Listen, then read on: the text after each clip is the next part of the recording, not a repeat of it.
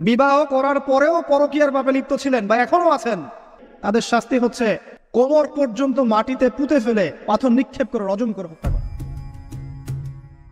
Islamic বক্তা আবু তহা মোহাম্মদ আদনানকে ঘিরে আবারও তোলপাড় সামাজিক যোগাযোগ মাধ্যম। 11 অক্টোবর শনিবার তার স্ত্রী সাবিকুন নাহার সারার এক ফেসবুক পোস্ট ঘিরে নতুন করে বিতর্ক শুরু হয়। ওই পোস্টে তিনি স্বামীর বিরুদ্ধে পরকীয়ার অভিযোগ তুলে লিখেন, আমার বিছানায় বসে এক বিমানবালার সঙ্গে প্রেম করেন তিনি। সাবিকুন নাহার দাবি করেন, আবু তহা নাকি বিমানবালা জরিনা জাবিন নামের এক নারীর সঙ্গে অনৈতিক সম্পর্কে জড়িত। তিনি আরো লিখেন, তিনি রাতে সেন্টারের কাজের অজুহাতে দেরি করে বাসায় ফেরেন, তারপর প্রেমিকার সঙ্গে ফোনে কথা বলেন। তিনি যাই করেন তাতে কোনো গোপনীয়তা নেই, কারণ তিনি সবচেয়ে বড়।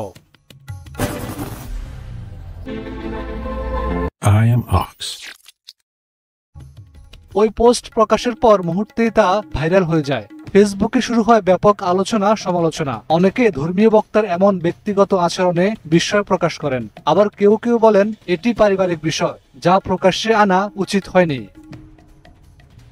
এর আগে 2 অক্টোবর সাবিকুন নাহার সারা একই অভিযোগ তুলে একটি ফেসবুক পোস্ট দিয়েছিলেন, যা নিয়েও ব্যাপক আলোচনার সৃষ্টি হয়। পরে 6 অক্টোবর আবু তহা আদনান নিজের ফেসবুক পেজে স্ত্রীর অভিযোগের জবাব দিয়ে একটি ব্যাখ্যা দেন। তিনি সেখানে বলেন, বিষয়টি ব্যক্তিগত, তবে আমি কারো প্রতি অন্যায় করিনি। এরপর সাবিকুন নাহার সারা সেই পোস্ট মুছে ফেলে ক্ষমা চান। তবে নতুন করে দেয়া ফেসবুক পোস্টে সাবিকুন নাহার সারা লিখেন, এয়ার হোস্টেসদের হয়তো সেলিব্রিটি পছন্দ, আর সেলিব্রিটিদেরও তারা ডিজার্ভ করে। আপনাদের ওস্তাদ আবার সেই পুরনো কলেজ জীবনের প্রেমে ডুবে আছেন। তিনি আরো দাবি করেন, আবু তহা আদনানের প্রতিষ্ঠানে নারী পুরুষের অবাধ মেলামেশা চলে।